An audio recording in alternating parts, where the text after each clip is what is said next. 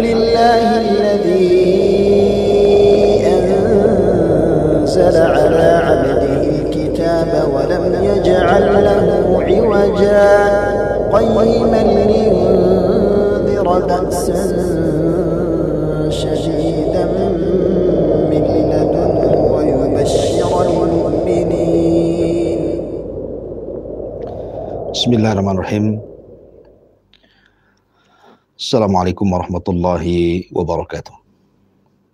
Alhamdulillah wassalatu wassalamu ala Rasulillah wa ala alihi wa sahbihi wa mawalah wa la hawla wa la quwata illa billahi wa ba'du.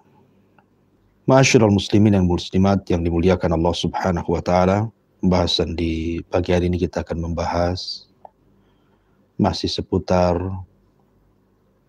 fitnah yang sangat besar yang akan menimpa umat Islam di akhir zaman, khuruj ad-Dajjal, keluarnya Dajjal. Di dalam sebuah hadis dari Abi Sa'id Al-Khudri radhiyallahu an, Nabi sallallahu alaihi wasallam bersabda, "Man qara'a suratal kahfi kama unzilat kanat lahu nuran yaumal qiyamah min maqamihi ila makkata wa man qara'a ashra ayati min akhiriha thumma kharaja ad-dajjal lam yadurrahu." Barang siapa yang membaca surah Al-Kahfi sebagaimana diturunkan, maka dia akan mendapatkan cahaya pada hari kiamat dari tempat ia membacanya sampai jaraknya ke Mekah. Dan barang siapa yang membaca 10 ayat di akhir surah Al-Kahfi, kemudian Dajjal keluar, maka Dajjal tidak akan memudaratkan kepadanya. Ma'asyiral muslimin yang dimuliakan Allah Subhanahu wa taala, dari sini ada fadilah besar tentang keutamaan surah Al-Kahfi dan orang yang membaca surah Al-Kahfi ini. Salah satunya adalah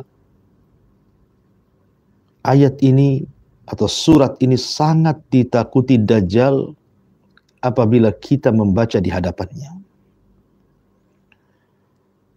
Pertanyaan pun besar muncul. Kenapa mesti surah Al-Kahfi? Bukankah surat-surat yang lain dalam Al-Quran itu banyak? Kenapa kita tidak membaca surah Al-Baqarah di hadapan Dajjal? Ataukah surah Al-Imran? Atau surah An-Nisa? Atau surah Al-A'raf? Atau surah Al-Anfal? Atau surah Al-An'am? Atau surat-surat yang lainnya? Atau ayat kursi? Wa'awidhataini? Dan yang lainnya dalam Al-Quran. Kenapa Nabi Shallallahu Alaihi Wasallam mengisyaratkan kepada surah Al-Kahfi? Ada apa di balik surah Al-Kahfi ini? Ma'asyiral muslimin yang dimuliakan Allah Subhanahu wa taala. Kita tahu bahwa Dajjal akan keluar membawa segudang fitnah di akhir zaman. Dan fitnah terbesar yang akan dibawa Dajjal adalah 4 fitnah yang akan disodorkan kepada kita manusia. Fitnah yang pertama adalah fitnatun fiddin, fitnah dalam agama. Di antaranya, Dajjal akan datang kepada manusia, kemudian mengaku dirinya sebagai Tuhan.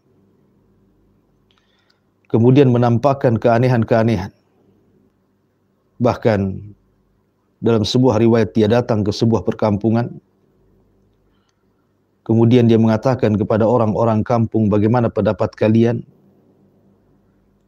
In ahyaitu abaka wa ummak, kalau aku hidupkan bapa dan ibu kalian, maukah kalian menyembah diriku?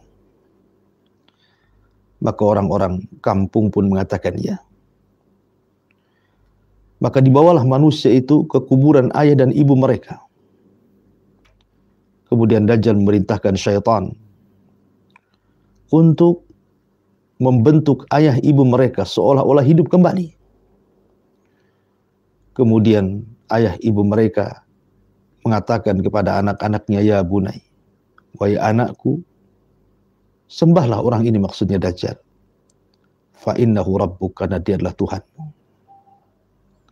Akhirnya orang-orang kampung itu pun banyak yang kufur, beriman kepada Dajjal dan menyembahnya. Dan ini fitnah terbesar, fitnah agama. Kemudian yang kedua, fitnatul mal, fitnah harta. Setiap umat ini memiliki fitnah masing-masing. Dan fitnah umat Islam ini adalah fitnatul mal, kata Rasul, fitnah harta. Banyak orang yang tadinya iltizam, istiqomah, menjadi berubah gara-gara harta. Banyak yang tadinya alim, menjadi jahil gara-gara harta. Banyak yang tadinya baik, menjadi jahat karena harta. Itulah fitnah mal, fitnah harta. Maka di akhir zaman Dajjal akan keluar membawa fitnah harta. Dia akan datang kepada manusia yang sedang kesulitan dan kesusahan, ke negeri-negeri gersang, ke negeri-negeri padang-padang tandus. Kemudian Dajjal akan mengatakan kepada langit, hujanlah, maka langit akan hujan. Dan Dajjal akan mengatakan kepada bumi, tumbuhlah, maka akan tumbuh tumbuhan. Maka Dajjal akan mengatakan kepada perut bumi, ukhruji kunuzak, keluarkan pembendaharaan-pendaharaan yang ada pada perutmu. Maka keluarlah emas, perak, dan segala macam perhiasan yang akan memfitnah manusia di akhir zaman. Dan banyak orang yang akan ikut Dajjal. Jangankan di zaman Dajjal, di zaman sekarang banyak orang murtad gara-gara harta. Banyak orang berpindah agama gara-gara harta. Banyak orang kufur gara-gara harta. Apatah lagi Dajjal yang memang kondisinya saat itu sangat berhajat manusia untuk makan, untuk minum, dan lain sebagainya. Tiba-tiba Dajjal memberikan solusi. Seolah-olah kemudian Dajjal dituhankan oleh mereka. Dan ini fitnah besar selain daripada fitnah agama. Kemudian juga fitnatul ilmi. Dajjal akan menghabarkan sesuatu yang terkadang kabar itu menjadi sebuah kenyataan. Meramal sesuatu yang seolah-olah ramal itu menjadi sebuah kenyataan. Dan tentu bukan berarti Dajjal menerima wahyu dari Allah Subhanahu wa taala, tidak. Ini hanya sekedar istidraj yang Allah Subhanahu wa taala karuniakan kepada Dajjal untuk memfitnah manusia. Kemudian yang terakhir ada namanya fitnatul sulta atau fitnatul mulk, kekuasaan. Karena Dajjal akan berkuasa dalam tempo sesingkat-singkatnya, hanya 40 hari, yang satu harinya sama dengan setahun, satu harinya sama dengan sebulan, satu harinya sama dengan sepekan. Dajjal akan menginjak semua tanah di bumi. Tidak ada sejengkal tanah pun kecuali Dajjal akan menginjaknya, kecuali Mekah dan Madinah. Artinya Dajjal akan berkuasa dan akan semena-mena dengan kekuasaannya, memerintahkan manusia untuk menyembahnya, sehingga banyak manusia dan jutaan manusia akan menjadi para pengikut Dajjal, na'udzubillah. Lah sebab 4 fitnah ini, maka kenapa Nabi SAW memerintahkan kita untuk membaca suratul Kahfi? Karena dalam suratul Kahfi ini bercerita tentang 4 fitnah dan menjelaskan bagaimana cara solusinya.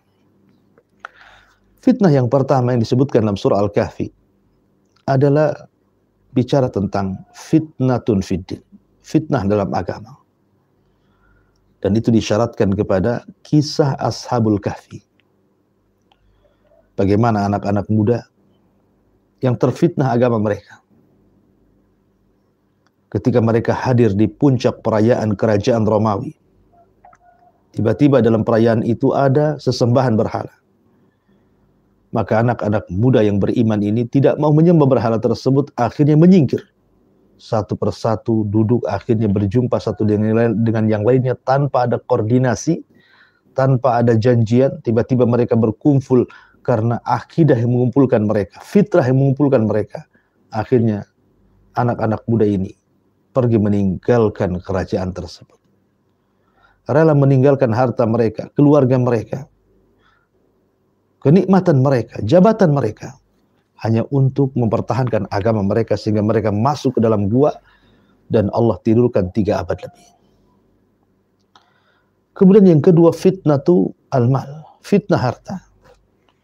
Dan itu disyaratkan dalam surah Al-Kahfi tentang kisah ashab jannataini, pemilik 2 kebun. Yang satu beriman, yang satu kufur. Yang kufur ini mengembangkan hartanya, akhirnya menjadi kaya raya dan kufur nikmat. Adapun yang saleh, yang baik ini menginfakkan semua hartanya di jalan Allah dengan harapan Allah menggantinya kelak di akhirat. Akhirnya, singkat cerita kisah sahibul jannatain ini, Allah azab orang yang diberikan harta banyak karena tidak bersyukur kepada Allah Subhanahu wa taala dengan dibakar seluruh ladangnya, sehingga menjadikan dia bangkrut dan miskin kembali. Dan dia baru sadar bahwa hartanya tidak bermanfaat. Kapanpun Allah Subhanahu wa taala mau, maka siapapun Allah bisa mengayakan sesaat atau mungkin memiskinkan sesaat. Kemudian fitnah yang ketiga namanya fitnatul ilmi, fitnah ilmu. Seperti disyaratkan kepada kisah Musa dan Khidir. Ketika Musa alaihi salatu wassalam berceramah, tiba-tiba ada yang mengatakan, "Ya Musa, adakah orang yang lebih alim dari kamu?" Kata Musa, "Tidak ada." Manusiawi, Musa. Ya, jawaban Musa itu benar. Memang tidak ada orang yang lebih afdal di zaman itu melebihi Musa. Tapi ucapan seperti itu adalah ucapan takabur, sombong. Dan dia lupa membaca insya Allah. Harusnya Musa mengatakan insya Allah tidak ada. Tapi Musa mengatakan tidak ada kecuali diriku. Fa'atabahullah, maka Allah pun kemudian menghukumnya dan mengatakan ada. Di sana ada orang yang memiliki pengetahuan apa yang kau tidak ketahui. Belajarlah kepada dia. Akhirnya kemudian Musa pun belajar kepada orang yang dimaksud Allah. Yang dimaksud adalah Nabi Allah Khidir alaihi salam. Dan yang terakhir tentunya fitnah kekuasaan. Dan itu disyaratkan kepada kisah Dzulqarnain. Dia berjalan dari ujung ke ujung. Ujung bumi ke ujung bumi. Ujung barat ke timur. Dan juga ujung selatan. Bagaimana Dzulqarnain berdakwah mengajak manusia ke dalam tauhid. Sebagaimana yang dijelaskan dalam surah Al-Kahfi. Dan kesemuaannya bicara tentang fitnah. Yang pertama agama, yang kedua fitnah harta, yang ketiga fitnah ilmu, dan yang terakhir fitnah kekuasaan. Lah, karena ada kemiripan dalam surah Al-Kahfi bicara tentang 4 fitnah, dan itulah fitnah-fitnah yang akan dibawa oleh Dajjal di akhir zaman, dan itu fitnah terbesar Dajjal. Dari sini maka kenapa kita dituntut untuk disunnahkan membaca surah Al-Kahfi terutama di hari Jumat. Kemudian juga dianjurkan apabila Allah takdirkan di antara kita atau anak turunan kita ketika berjumpa dengan Dajjal, kalau Allah takdirkan berhadap-hadapan, maka cara pelawannya adalah dengan membaca surah Al-Kahfi berdasarkan hadis Nabi sallallahu alaihi wasallam, qara'a 10 ayatin min akhiril kahfi usima minad dajjal. Wa fi riwayatin wa man adrakahu minkum falyaqra alaihi fawatiha surat Al-Kahfi. Barang siapa yang membaca 10 ayat dari akhir surah Al-Kahfi, maka dia akan terhindar dari fitnah Dajjal. Dan dalam riwayat, barang siapa yang mendapati Dajjal di antara kalian, maka bacalah permulaan surah Al-Kahfi. Ini di antara faedah tentang keutamaan surah Al-Kahfi, surat yang paling ditakuti oleh Dajjal. Subhanakallah bihamdika, Asyhadu an la ilaha illa anta astaghfiruka wa atubu ilaik. Allahu ta'ala. Assalamualaikum warahmatullahi wabarakatuh. Alhamdulillahilladzi